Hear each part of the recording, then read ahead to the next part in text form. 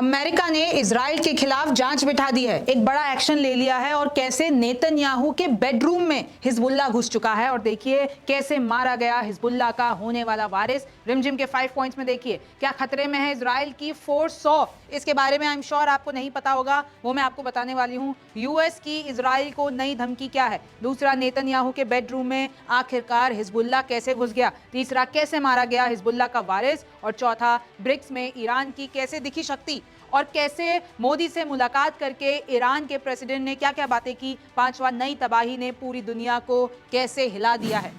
नमस्ते, मेरा नाम रिमझिम जेठानी है और आप रिमझिम के 5 पॉइंट्स देख रहे हैं। सबसे पहले मैं आपको ये नक्शा दिखा देना चाहती हूँ कि कैसे इस वक्त मिडिल ईस्ट में हालात बेकाबू हो रखे हैं। रशिया में कैसे ब्रिक्स समिट चल रही है जिसमें ईरान भी पहुंचा हुआ है, भारत भी पहुंचा हुआ है, चीन भी पहुंचा हुआ है। और वो तस्वीर दिखाऊंगी कि कैसे अभी पूरी की पूरी पॉलिटिक्स अब शिफ्ट होने वाली है। ये मिडिल ईस्ट का नक्शा मैंने आपके लिए जूम कर दिया है। आपको पता है इजराइल और लेबनान में कैसे तनातनी चल रही है, कैसे ईरान और इजराइल में किस तरीके से अभी हमला इजराइल का होना बाकी है। ईरान पर धमकी दोनों तरफ से आ रही है, किस तरीके से यमन के हुती विद्रोही भी हमला कर रहे हैं। तो ये पूरा आपका नक्शा है। आगे देखिए, जो मैं आपको बात बता रही थी शो के शुरुआत में कि यूएस ने इन्वेस्टिगेशन बिठा दी है इजराइल पर। इजराइल की जो फोर्स है आईडीएफ, उनके ऊपर इन्वेस्टिगेशन बिठा दी है क्योंकि इजराइल के सोल्जर्स पर यह आरोप है कि उन्होंने जिन फिलिस्तीनियों को कैद कर रखा है उनके साथ सेक्सुअल असॉल्ट कर रहे हैं, उनके साथ बर्बरता कर रहे हैं और उनके साथ इंसानियत की पूरी हदें पार कर रहे हैं। गार्डियन की रिपोर्ट है,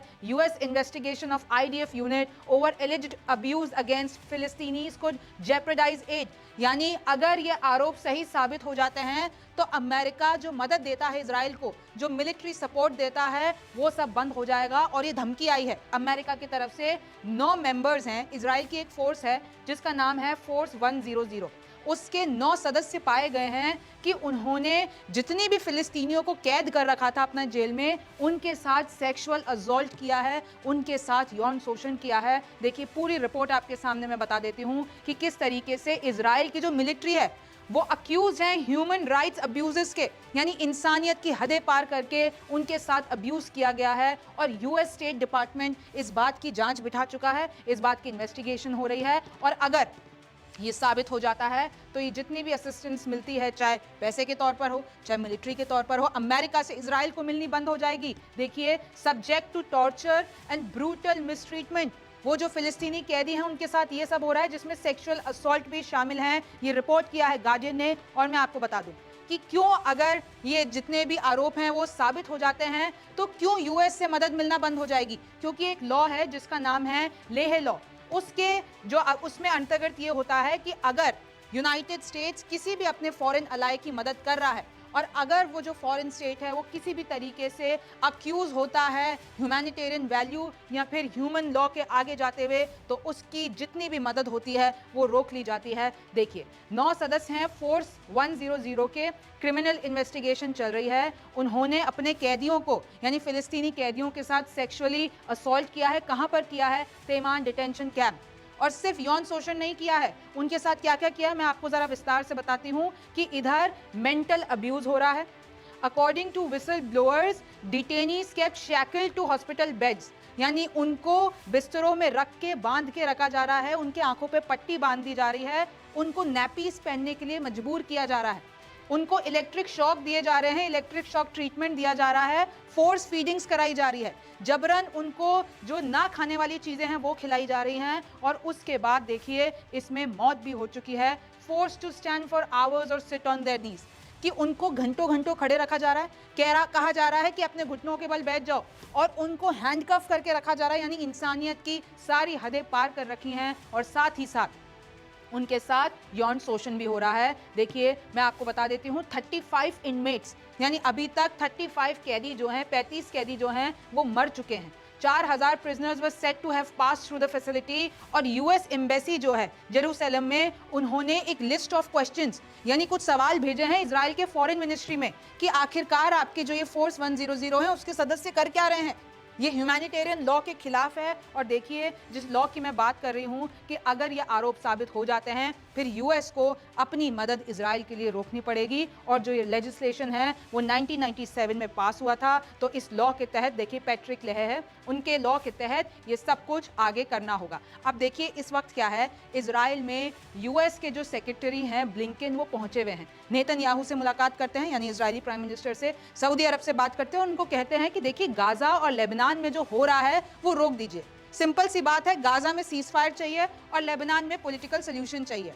कल ही अपने शो में मैंने आपको बताया था कि अगर जो यूएन रेजोल्यूशन था लेबनान, यानी कि लेबनान में जो हिजबुल्ला है और इजराइल के बीच में, अगर वो वापस से हम इंप्लीमेंट कर लेते हैं तो कहीं ना कहीं एक कत्लेआम, मासूमों की जो जान जा रही है वो रुक सकती है। और इसलिए 11वीं बार आए हैं अमेरिका के जो यूएस के सेक्रेटरी हैं ब्लिंकन, वो 11वीं बार आए हैं और पूरा फोर्स कर रहे हैं कि इजराइल मान जाए, गाजा मान जाए, हिजबुल्ला मान जाए। और देखिए किस तरीके से जब वो आए हुए थे, आप देख सकते हैं, एसोसिएटेड प्रेस की रिपोर्ट है, siren sound across Tel Aviv as projectiles are intercepted near Blinken's hotel.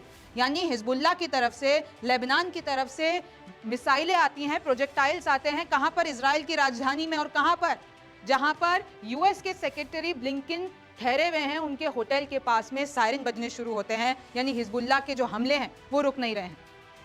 और आप देखिए इसी बीच एक नई रिपोर्ट ये दावा कर रही है कि जो हमास के ऑफिशियल हैं वो जा चुके हैं रशिया, यानी मॉस्को जाके मुलाकात कर रहे हैं। देखिए हमास संगठन के जो ऑफिशियल्स हैं वो मॉस्को जा चुके हैं। टेलीग्राम चैनल पे पूरी की पूरी खबर सामने आई है। और अगर ऐसा होता है तो देखिए, मैंने आपको पहले ही बताया था कि ईरान और रशिया कितने क्लोज नेटवर्क में काम कर रहे हैं, उनके कितने गहरे संबंध है। और अगर अब हमास के ऑफिशियल वहां पहुंच रहे हैं तो ये बहुत ही बड़ी बात हो जाएगी। और आप देख सकते हैं कि ब्लिंकन तो अभी अरब लीडर से भी बात करेंगे लंदन में जाके, यानी वो यूके जाएंगे, यूनाइटेड किंगडम जाएंगे।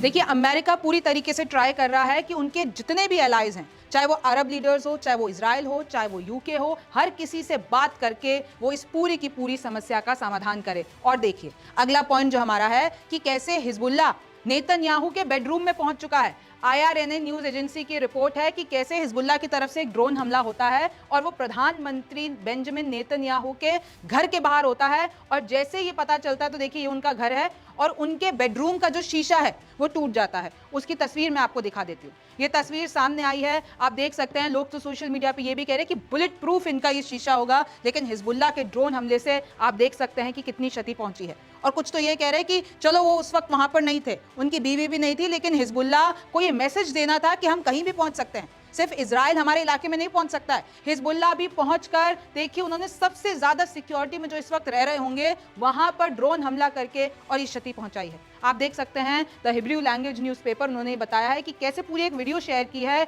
कि कैसे हिजबुल्ला का हमला इतना डैमेज कर गया, लेकिन उस वक्त बेंजामिन नेतन्याहू और उनकी बीवी घर पर नहीं थे। अब अगली तस्वीर देखिए, ये तस्वीर है ब्रिक्स समिट की, जो कि इस वक्त रशिया में हो रहा है। और आप बड़े चेहरे देखिए, इसमें से गौर कीजिए, यहाँ पर ये पुतिन है रशिया के प्रेसिडेंट, या आपको शी जिनपिंग दिख रहे होंगे चाइना के प्रेसिडेंट, या आपको प्रधानमंत्री नरेंद्र मोदी दिख रहे होंगे, और यहाँ पर आपको दिख रहे होंगे ईरान के प्रेसिडेंट पेजेश्किन। तो आप देख सकते हैं कि ईरान ने कैसे ग्लोबली एक पूरा का पूरा मैसेज देने की कोशिश की है कि हम बड़े देशों में एक हैं और ये जितने भी एलाइज हैं वो हमारे, उनके जो संबंध हैं वो बहुत ही मजबूत है। आप आगे देखिए, मैं आपको इस बारे में आगे बताऊंगी कैसे प्रधानमंत्री मोदी से मिले हैं पेजेश्किन, ईरान के प्रेसिडेंट, और क्या क्या बातें की है। उससे पहले दो अपडेट देना चाहूंगी कि किस तरीके से हिजबुल्ला ने ज़ायनिस्ट बेस को हमला किया है और 450 ड्रोन हमले किए हैं। आप देख सकते हैं तबाही। और इधर देखिए, इधर जो ईरान के फॉरेन मिनिस्टर हैं उन्होंने कहा है कि ब्रिक्स के जरिए हम एक न्यू ग्लोबल रोल बनाएंगे। मैंने आपको पहले भी बताया था कि कैसे ईरान अपने जितने भी पड़ोसी मुल्क हैं, जितने भी मुस्लिम मुल्क हैं, चाहे वो जॉर्डन हो गया, चाहे वो सऊदी अरब हो गया, चाहे वो इजिप्ट हो गया, उन सबको एक करने के चक्कर में है इजराइल के खिलाफ, और सबसे जाके मुलाकात कर ली है। और अब तो ब्रिक्स भी पहुंच गए हैं। वहां पर प्रधानमंत्री नरेंद्र मोदी से जो बात होती है, आप देख सकते हैं नरेंद्र मोदी का ये पोस्ट है, had a very good meeting with the president of Iran Pezeshkian, we reviewed the full range of relations between our countries। और रिपोर्ट तो ये भी बता रही है कि पेजेश्किन जो कि ईरान के प्रेसिडेंट है, उन्होंने ये कहा है कि न्यू दिल्ली यानी भारत एक बहुत बड़ा रोल प्ले कर सकता है इस पूरी जंग को रोकने के लिए। आप देख सकते हैं इसमें उन्होंने कहा है कि देखिए हमें सबको मिलकर ये जो गाजा लेबनान में हो रहा है, जो ह्यूमन राइट्स के खिलाफ चीजें चल रही है, उसको रोकना होगा। कहीं ना कहीं इजराइल को रोकना पड़ेगा, ये जो टेंशन चल रही है वो रोकनी पड़ेगी। और जिस तरीके से उन्होंने ये भी रिकॉल किया कि इस्माइल हानिये हमास चीफ जब वो ईरान आए हुए होते हैं तो जब उनका कत्लेआम कर दिया जाता है तो उन्होंने वो भी चीज़ जिक्र किया। और देखिए भारत की तरफ से स्टेटमेंट आया है कि किस तरीके से प्रधानमंत्री मोदी ने डीप कंसर्न एक्सप्रेस किया है कि इस वक्त जो हालात चल रहे हैं मिडल ईस्ट में, इस वक्त जो इजराइल और हिजबुल्ला के बीच में चल रहा है, जो गाजा लेबनान में हो रहा है, सिविलियंस के साथ, आम आदमी के साथ जो हो रहा है वो रुक जाना चाहिए। हम चाहते हैं कि डी एस्केलेट हो जाए सारे के सारे टेंशन, और तो और पीस आए, हार्मनी आए पूरे रीजन में, और हम सब कुछ ऐसा सोल्यूशन निकाल पाए जिससे पीस, स्टेबिलिटी सब कुछ आ जाए। और इनफैक्ट प्रेसिडेंट पेजेश्कियन ने तो धन्यवाद भी किया प्रधानमंत्री मोदी को कि कैसे भारत ने एक बड़ा रोल निभाया एससीओ और ब्रिक्स का। अगर वो मेंबर बना है ईरान तो कहीं ना कहीं एक बड़ा रोल निभाया है इंडिया ने। तो देखिए इस तरीके से इनकी बात हुई है। आगे देखिए न्यूयॉर्क टाइम्स की एक रिपोर्ट जो मैंने आपको कल ही बताई थी, उन्होंने ये बताया कि हमास अभी भी एक बहुत ही स्ट्रांग फोर्स है, यानी इजराइल के खिलाफ वो अभी भी लड़ रही है। 1 साल से ज्यादा हो गया है लेकिन हमास कमजोर होने का नाम नहीं ले रहा है। और देखिए जो कासम ब्रिगेड्स हैं उन्होंने कैसे इजराइल के एक पावरफुल टैंक को बम से उड़ा दिया। और हमास यही कर रहा है, लगातार इजराइल के सामने लड़े जा रहा है। चाहे ये सब कुछ स्लोली हो रहा है, चाहे इजराइल के आगे हमास कुछ भी नहीं है, लेकिन उनको सीधे सीधे टक्कर दे रहा है और इजराइल को भी नुकसान पहुंच रहा है। लेकिन देखिए इजराइल क्या कर रहा है। इजराइल ने जो अभी उत्तराधिकारी होने वाले थे हिजबुल्ला के, यानी पहले नसरल्ला चीफ की मृत्यु हो जाती है, उसके बाद उनका असैसिनेशन के बाद आप देख सकते हैं कि हशीम सैफुद्दीन, मैंने अपने शो में आपको बताया था कि किस तरीके से उनका असैसिनेशन कर दिया जाता है इजरायली डिफेंस फोर्स के द्वारा। आप देख सकते हैं उनके साथ अली हुसैन हजीमा को भी असैसिनेट कर दिया है इजराइल ने, और 3 हफ्ते पहले कर दिया था। ये इस वक्त की बात है जब मैं आपको बता रही हूं। देखिए किस तरीके से आईडीएफ ने ये अपडेट डाली है कि अब हमने कंफर्म कर दिया है कि सैफुद्दीन का हमने खात्मा कर दिया है। और जो सैफुद्दीन है वो शूरा काउंसिल के एक मेंबर थे और ये कजन थे हसन नसरल्ला के, और कहीं ना कहीं देखिए वो अगले हिजबुल्ला के वारिस होने वाले थे। उससे पहले ही इजराइल ने उनका खात्मा कर दिया है। आप देख सकते हैं पूरी की पूरी जो डिटेल है इजराइल डिफेंस फोर्स ने बताई है। और जो मैं आपको बता रही थी कि किस तरीके से हमास के ऑफिशियल रशिया पहुंच चुके हैं, अल जजीरा की रिपोर्ट है, उन्होंने खुलासा किया है कि पूरा का पूरा ये जो प्लान विजिट है इससे बहुत ही भयानक स्थिति हो सकती है, कोई बड़ी प्लानिंग हो सकती है। और तो और UNRWA स्टाफ जो कि एक गाजा में मारा गया है, आपको पता है UN और इजराइल की इस वक्त तनातनी चल रही है, लगातार वहां पर जो मासूमों की जिंदगियां जा रही है। UN इजराइल के पीछे है कि ना तो तुम एड घुसने दे रहे हो, ना तो तुम मदद घुसने दे रहे हो, और ऊपर से जो सिविलियंस की जान जा रही है, ऊपर से जो हमारे ही लोग मर जा रहे हैं। तो ये सब इजराइल को रोक देना चाहिए। आगे देखिए इजराइल आर्मी से skilled Hezbollah air unit man design kamikaze drones. Israel भी अपना लगातार उनका जो भी प्रोसेस है, जो भी उनका ऑपरेशन है वो लगातार चल रहा है। और जो हिजबुल्ला का जो एयर यूनिट मैन था, जो ड्रोन्स बना रहा था, और आपको पता है कि इजराइल के लिए ड्रोन्स कितनी अभी मुश्किल चीज़ है क्योंकि उनका जो आयरन डोम सिस्टम है वो उसको इंटरसेप्ट नहीं कर पा रहा है, और कहीं ना कहीं जितने भी ड्रोन हमले हुए हैं वो निशाने पे लगे हैं। तो आयरन डोम सिस्टम ड्रोन के आगे तो फेल हो गया। अपने पूरे शो में मैंने आपको ये बताया था, डिटेल के साथ बताया था, लेकिन हिजबुल्ला भी नहीं रुक रहा है। हिजबुल्ला देखिए कैसे इजराइल आर्मी के बेस जो कि तेल अवीव, जो इजराइल की राजधानी है, वहां पर हमला हो जाता है। यहां पर आप देख सकते हैं कि 4 जने इजरायली अटैक में गाजा में मर चुके हैं, और ये आंकड़ा लगातार गाजा में, वेस्ट बैंक में और तो और लेबनान में बढ़ता जा रहा है। चाहे आप रेफ्यूजी कैंप ले लीजिए, चाहे हॉस्पिटल ले लीजिए, इजराइल का ये कहना है कि हम इन लोकेशंस पर इसलिए हमला कर रहे हैं, चाहे आप मस्जिद भी ले लीजिए, हम उस वक्त इधर हमला इसलिए कर रहे हैं क्योंकि उनके अंडरग्राउंड बंकर्स बनाए हुए हैं हिजबुल्ला और हमास ने, तो हम वो खत्म करना चाहते हैं। और ये देखिए इधर से मैंने आपको जैसे कि पहले बताया था, इजराइल बीच में एक यहूदी देश, उसके आसपास जितने भी मुस्लिम देश हैं, और इस वक्त इजराइल की जंग 7 मोर्चों पे चल रही है। एक तो लेबनान में हिजबुल्ला से लड़ रहा है, गाजा में हमास से लड़ रहा है, ईरान के साथ आपको पता ही है, मैंने आपको बताया, यमन में हूती विद्रोही हैं, और तो और ये इराक से भी हमले हो रहे हैं। इराक भी देखिए ड्रोन अटैक कर रहा है इजराइल के एलियाद पर। आप ये नक्शा देखेंगे, इजराइल, गाजा, वेस्ट बैंक और ये इधर एलियाद, तो इराक से हमला होता है।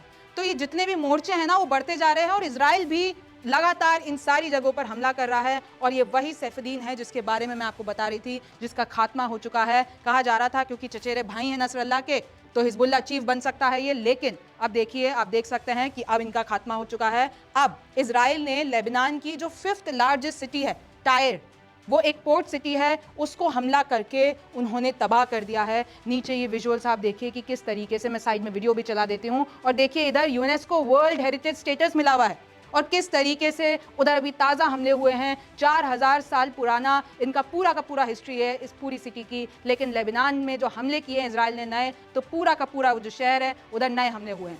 तो देखिए इस तरीके से ये अपडेट लगातार मैं आपको दे रही हूँ। अब इसके बाद ब्रिक्स समिट अभी एक और दिन चलनी है, इसके बाद क्या नतीजा निकलता है। देखिए जितने भी बड़े देश हैं, जितने भी वहाँ पर ऑफिशियल्स आए हुए हैं, प्रेसिडेंट आए हुए हैं, वो तो यही कह रहे हैं कि हमें स्थिति काबू में करनी है, हमें डीएस्केलेट करना है। लेकिन ग्राउंड पे क्या हो रहा है ये बड़ी बात है। क्या ग्राउंड पे कोई ना कोई ऐसा सोल्यूशन निकाला जाएगा, चाहे वो अमेरिका हो, रशिया हो, चीन, कहीं ये आग में घी डालेंगे ऊपर से बोल के कि हम सब चाहते हैं कि रुक जाए, लेकिन पीछे से ये इस चीज़ को बढ़ाते रहेंगे। तो अब आगे क्या होगा ये तो वक्त बताएगा। आपको क्या लगता है मुझे ज़रूर बताइए। आप रिमझिम के 5 पॉइंट्स देख रहे थे, मैं हूँ रिमझिम जेठानी, आपसे फिर मुलाकात होगी।